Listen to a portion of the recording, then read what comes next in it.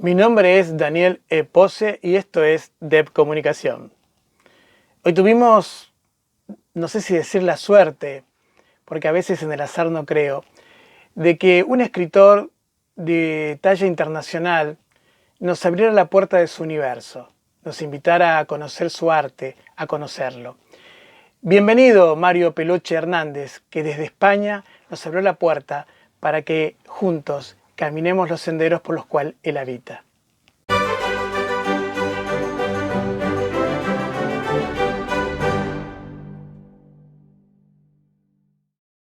Bien, tenemos hoy a alguien, un escritor formidable, que desde España nos abrió la puerta para que nosotros entremos y nos va a contar un poco sobre su mundo, sobre su universo.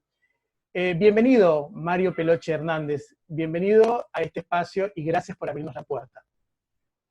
Nada, gracias a ti, Daniel, por haberme ofrecido esta invitación. Bueno, para empezar esta entrevista voy a hacerte una pregunta que ya es un clásico y es, ¿quién es Mario Peluche Hernández para él y cómo cree que los perciben los demás? Soy una persona bastante clara, bastante evidente. No clara como se entiende el término ahora, sobre todo de sinceridad, como digo, malentendida, ¿no? De decir lo que se te pasa por la cabeza sin ningún filtro, sino que sí que se me ve, actúo, soy una persona bastante coherente, ¿no? Me llevo según hablo, ¿no? Soy, y creo que la gente me entiende así, ¿no? Como una persona bastante recta, bastante coherente. Tengo mis momentos como todo escritor, ¿no? Mis momentos de soledad y mis momentos peculiares, pero la gente cercana ya los conoce, entonces, bueno, me permite esa licencia, digamos.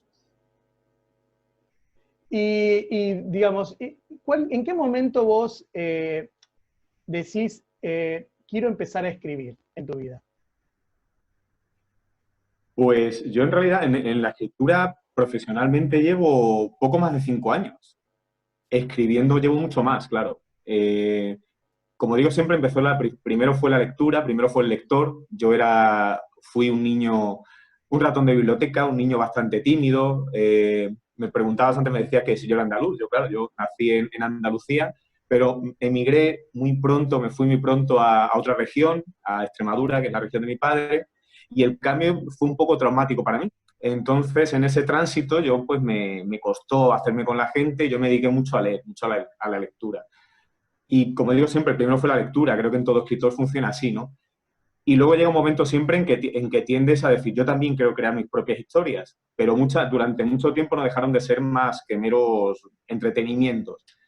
Hasta que llegó un momento vital mío que coincidió, bueno, con la universidad, con los primeros amores formales y serios, ¿no? Y la ruptura de estos amores formales y serios que producen siempre un trauma en ese joven idealista y que me supusieron el reto de una novela que llevaba a ratos y a cachos, como digo por aquí, como se dice por aquí, llevaba años con ella, me enfrasqué en la idea y en el reto de acabarla.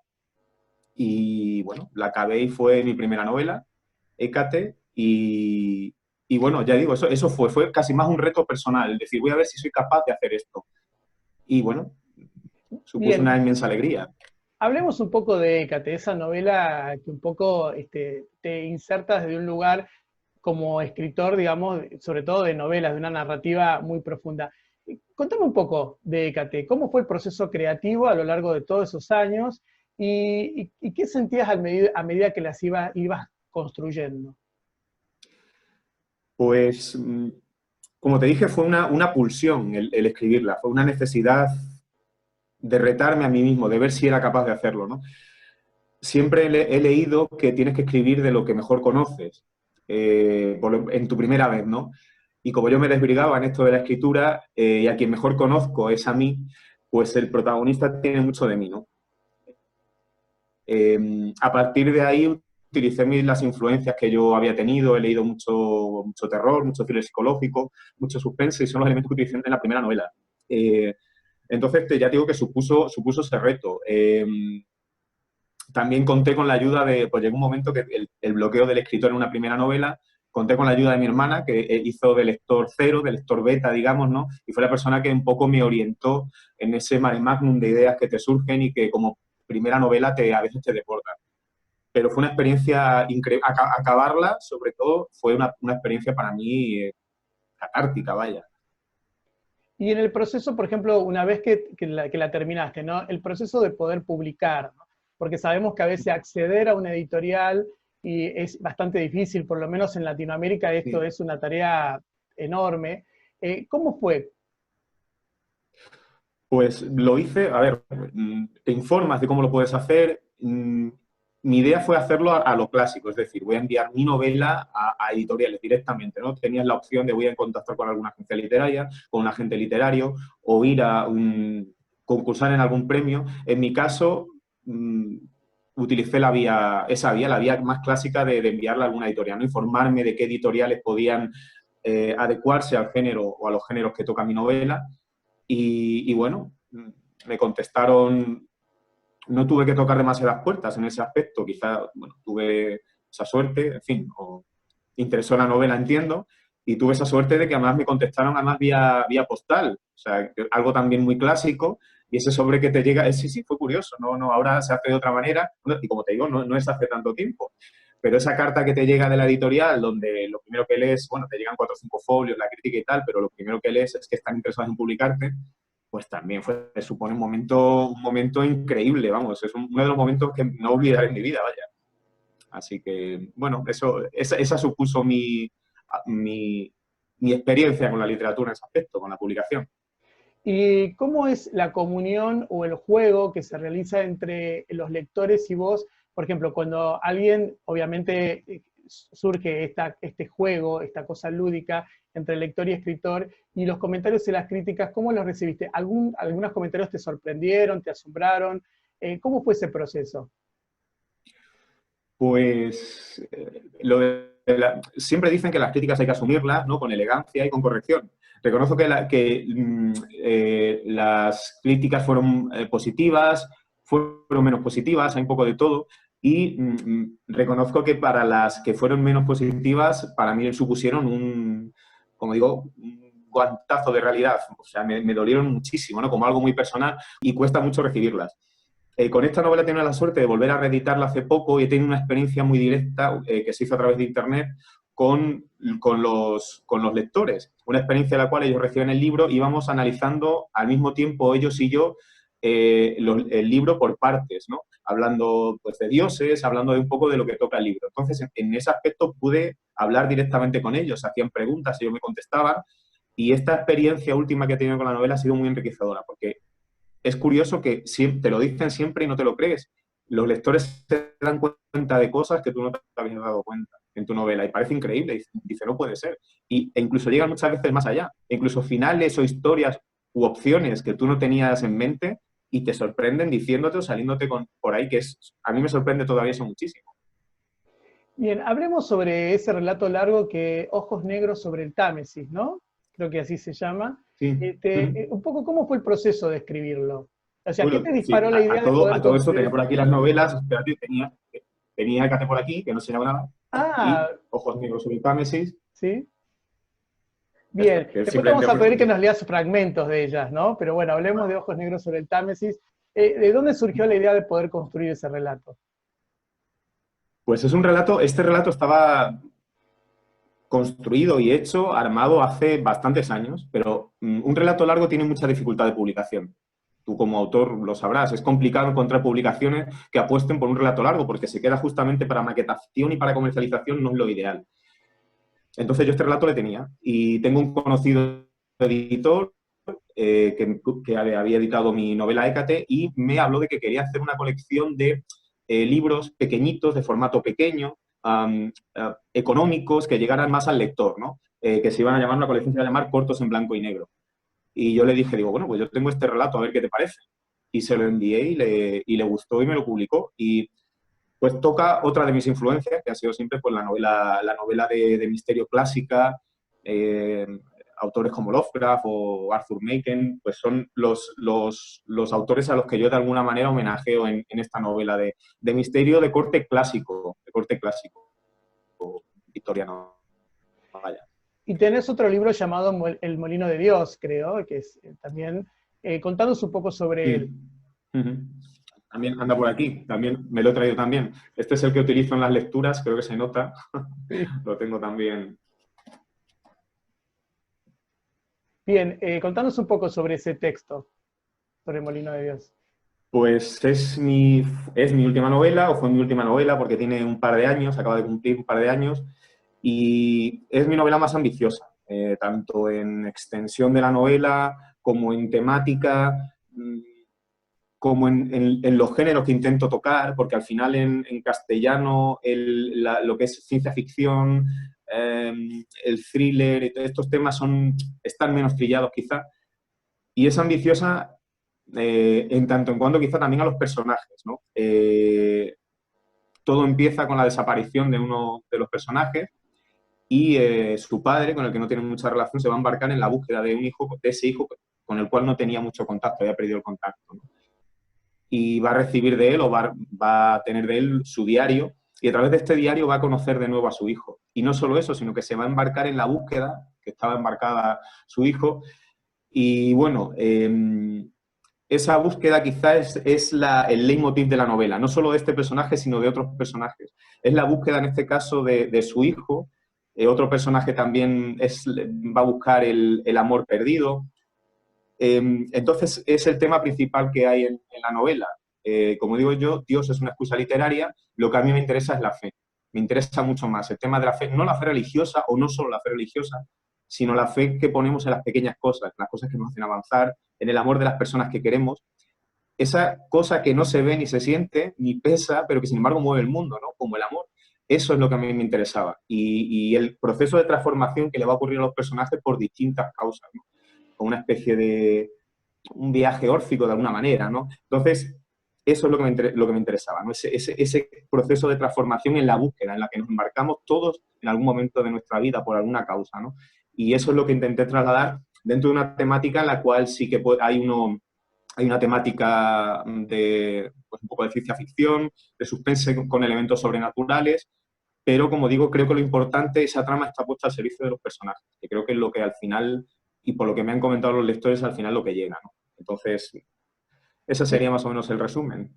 Me gustaría un poco que nos leas algún fragmento, algún texto de ese libro, del Molino de Dios, y después, por supuesto, si es posible, fragmentos de las otras dos obras tuyas, para que el público, digamos, acceda, digamos, un poco, aunque sea un fragmento, ¿no? Vale, pues a ver, que busque alguno, que tengo marcados muchos, pero siempre hay alguno que a mí me gusta especialmente. Aquí tengo, para poner un poco en situación, tenemos a Lázaro, es ese personaje, ese hombre que se ha perdido, y aquí habla en boca de su madre, de Sara. Una persona que, bueno, una persona con muchos problemas, también embarcada ella sí en la búsqueda de la fe religiosa, en este caso, ¿no? Su hijo sigue perdido. Ella siente su ausencia. Es algo físico, como cuando en la cama aún se busca el pecho. No lo encuentra y se despierta llorando al rozar un surco áspero en su lugar. ¿Qué no va a sentir entonces por la falta de su hijo? Por eso hará cualquier cosa por recuperarlo. Cualquiera. Aunque ni los cielos ni Dios mismo hagan caso a sus peticiones, ella lo recuperará. Conoce otras maneras. Conoce las normas de la tierra, los latidos de la savia, las palabras del viento. Ella forma parte de este sitio y aquí las reglas son distintas. Se rezan los santos, por supuesto, para que se produzcan buenas cosechas, para que llueva, o si cae el agua en demasía, para que escampe. Pero eso no es óbice para que también se reza a los curanderos, o como se conocen por la zona, a los fajuriles, ni para que incluso se adore a esa misma tierra que sustenta las raíces o a las nubes preñadas de agua. Aquí las tormentas se jusan, se espantan o se atraen como en salmos y conjuros. Es este un animismo sin definir como tal, atávico porque se mama con la cultura y la educación, porque se ha perpetuado de generación en generación de gente cetrina y encorvada en guerra perpetua con la tierra y el cielo. Este es un lugar sin medias tintas, oscuro y hermoso, fértil y agreste. Aquí la naturaleza, como las dríades de los griegos, tiene aspecto de mujer, respira y camina, y tiene sus propios rezos, sus propias canciones, como la misma noche. Esto sería un poco el sentimiento atávico, ¿no? Y pegado a la tierra de Sara, que es un personaje que también me gusta mucho, ¿no? Igual quiero decir que hay, si bien es narrativa, es prosa, hay un lirismo inmenso, ¿no? Justamente aquí sí, sí, la prosa poética, la prosa lírica, me gusta, a veces tiendo a abusar de ella y tengo yo que cortarme, embridarme a veces, pero hay momentos de descripción que creo que pega mucho y es como digo, es difícil a veces encastrarla en este tipo de novelas, pero ya digo, hay momentos de descripción que además lo que hacen es que eh, suavizan un poco la narración según tú vas escribiendo o vas, ya digo, en un ritmo de thriller. Este tipo de prosa yo creo que lo que haces es eso, suavizar un poco la narración, ¿no? Entonces creo que sí, sí, a mí me gusta mucho escribir de esa manera, como digo, pero todo en su justa medida, claro. Sí, yo, la verdad que el lirismo se te textura en la piel, digamos, ¿no? Vos empezás a sentir como siente Sara, ¿no? Empezás a percibir, digo, como Eso oyente, es. como Yo lector, ¿no? intento eso, sí. Intento, ya digo, intento eso. En Ojos Negros, por ejemplo, me permite, al estar hablando, claro, de un siglo, el siglo de principios del XVII, te permite también utilizar mucho esa prosa, ese tipo de prosa, porque, lógicamente, lo permite, ya digo, el libro. Entonces, a ver que busque algún...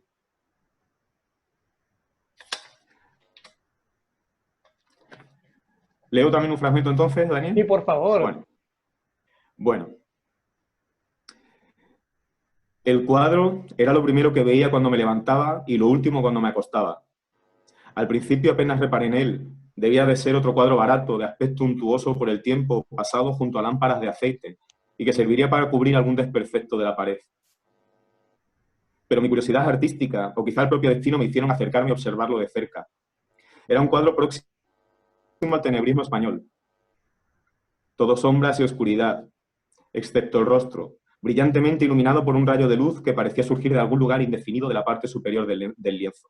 Pensé que era un estilo extraño el utilizado para plasmar ese retrato, un estilo típico en la iconografía clásica para mostrar a santos y demás escenas religiosas. A todas luces ese rostro transmitía muchas sensaciones, pero desde luego ninguna próxima a la beatitud. Era un rostro serenamente voluptuoso, la cabellera negra, ondulada como un mar encrespado, enmarcaba una cara ovalada, serena, de tez sonrosada, alejada de la palidez cadavérica de las féminas de Poe. Sus labios se mostraban carnosos, brillantes, como si en el intervalo de mi pestañeo se los hubiera humedecido subrepticiamente. Pero lo que captó mi inmediata atención fueron los ojos, grandes, ligeramente almendrados, de largas y espesas pestañas y color profundamente negro, tanto que la pupila parecía haber sido sustituida por un anillo de ébano. Daban la impresión de pozos de brea, porque parecía que el magnífico artista no había querido conferirles brillo propio, sino que por el contrario había aprovechado el reflejo del tímido rayo de luz que casi con fervor se deslizaba por el flanco de la cara para infundirle su reflejo. En este libro lo que hay una obsesión, hay un artista joven y hay una obsesión con un cuadro. Creo que es bastante evidente en el relato. Dentro de, ya digo, de una historia, como comento, de misterio clásica, ¿no? Entonces, bueno, este sería un poco el Sí, fragmento de Ojos Negros. la comparación y cómo las analogías, las comparaciones, la metáfora que usas para describir, ¿no? Los ojos, por ejemplo, por lo menos a mí me está pasando que siento que lo estoy mirando, ¿no? Siento que estoy mirando esos ojos, Sí, estoy mirando ese es cuadro. justamente, estoy viendo un cuadro a través de los ojos de un artista que está estudiando pintura en Londres. Eh, tengo que ser muy visual, tengo que ser tremendamente visual, pero tremendamente visual desde una persona, yo no lo soy, yo no soy una persona que escribo regular, pero por el camino del dibujo Dios no me ha llevado, como digo yo de broma siempre, entonces es difícil ponerme en la mente de él.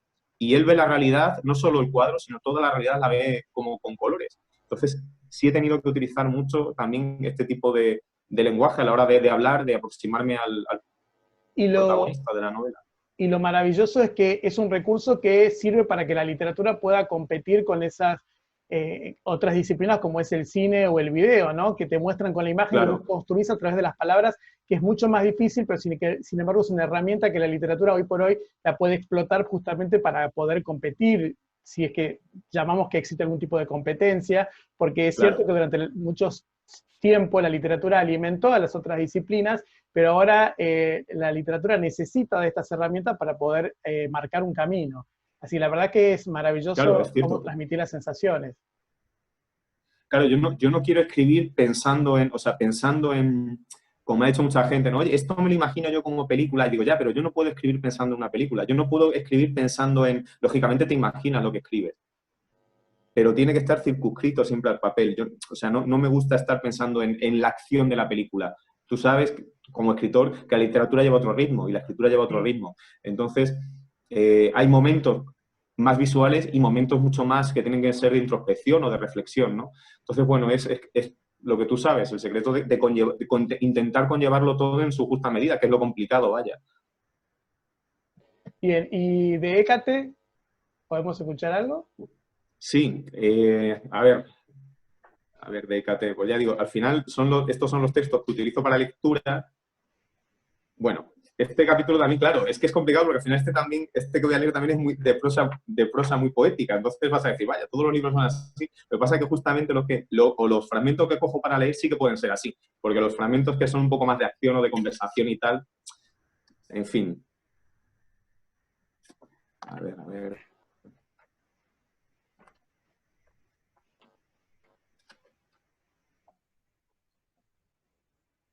Te iba a leer uno que ya digo es muy poético, pero voy a dejarlo por otro. Es el capítulo 2 que se titula Diario de Sueños. Bien hallado de nuevo, opuesto. Deja que empiece a contarte lo que bulle por las noches en mi cabeza, lo que se desgrana tras el telón de mi realidad nocturna. Vuelvo a soñar. Es curioso. Sueño que observo a mi yo niño soñando. Paradójico, o quizás solo demasiado enrevesado. Me veo tumbado en la cama de mi habitación, aquella que tuve de pequeño en la antigua casa de mis padres, junto al póster de dinosaurios que tanto me gustaba. En realidad solo me intuyo, porque como siempre, he realizado el consuetudinario ritual de niñez por el que elevo cada noche la sábana a la categoría de muralla infranqueable para lo que aceche fuera. Y mi cuerpo y la colcha forman una crisálida apenas esbozada en el haz de la cama. El bulto que formaba, rebulle inquieto mientras murmulla. De golpe recuerdo, y recuerdos y sueños, hijos de la misma madre trastornada, se amalgaman hasta que se hacen tan grandes que no puedo abarcarlos y salen de mí como mariposas de alas oscuras. Y ahora soy solo yo, el yo niño y el yo hombre que a la vez sueña y recuerda. Es un La verdad, fragmento corto que habla de la importancia de los sueños en el libro, que el tema del límite entre los sueños y la realidad, ¿no? Sobre todo para una persona como mi personaje, que se puede decir que tiene una narcolepsia, que va a ir añadida a un problema de un trastorno del sueño importante, con una serie de pesadillas que le torturaban de niño y que vuelven de adulto. Entonces, ese mundo de los sueños para mí era muy importante plasmarlo en la novela, no como los sueños como tal, sino, ya digo, como ese límite tan fino que a veces subyace entre sueños y realidad, que es lo que me gusta explotar, que suelo tocar en casi todas mis novelas, yo creo que en las tres, de una manera u otra, pero que es más evidente en Hécate. sí, yo veo que tu escritura también tiene un lado muy visceral, ¿no? Lo cual la hace muy, muy dinámica al mismo tiempo. Bueno, y Y ya, sobre todo en Hécate, sí, sobre todo la primera novela se nota que me lo han dicho, tiene momentos duros, muy fuertes, que te agarran, que te acongojan incluso, pero era mi primera novela y sentía que tenía que escribirla así. bien, bueno, sabemos que, bueno, el tiempo es un poco tirano y bueno, y la verdad que contamos solo con unos pocos minutos más, pero te queremos pedir en el futuro que nos otorgues más entrevistas para hablar de lo nuevo y de otras cuestiones que tienen que ver con la escritura, pero ya como un poco para despedirnos y darte las gracias y finalizar, digamos, ¿cuál podría ser tu consejo para a quienes quieren iniciarse en la escritura? ¿No? Desde ahí. Pues es tan sencillo y tan difícil como leer mucho y escribir mucho. Leer mucho es un trabajo de uno y escribir mucho también, pero para no quedarte no quedarte siempre en el mismo nivel, digamos, necesitas buenos lectores. Lectores de confianza, lectores con un cierto nivel literario, lectores que no estén encastrados en un tipo de literatura o en el tipo de literatura que te gusta. Hay que tener buenos lectores, buenos críticos a la hora de tener que mostrar, tienes que atreverte a mostrar lo que escribes, si no, nunca va a pasar de ser papel mojado. Y creo que eso es importante. Bueno, yo quiero agradecerte profundamente de nuevo por esta entrevista, por tu tiempo, por habernos permitido abrir la puerta un poco y conocer tu mundo. y decirte que muchas gracias, simplemente gracias por haber estado y por habernos dado esta oportunidad. Nada, gracias a vosotros, como te he dicho, Daniel, esta labor que haces de difusión de la literatura, de la escritura, es muy importante, así que agradecértelo a ti. Gracias a ti, gracias a todos los que escuchen. Si te gustó, te pido que le des un like y que actives la campana para que te lleguen todas las notificaciones de todos los videos nuevos. Te pido también que compartas y que nos escribas tus comentarios. Visita nuestra página web donde encontrarás un blog con materiales y textos. Participa de nuestros espacios en las redes sociales como Instagram, Facebook y Twitter. Visítanos también en nuestro podcast en Spotify. Todos los links están disponibles aquí en este video. Te esperamos. Muchas gracias por estar y ser parte.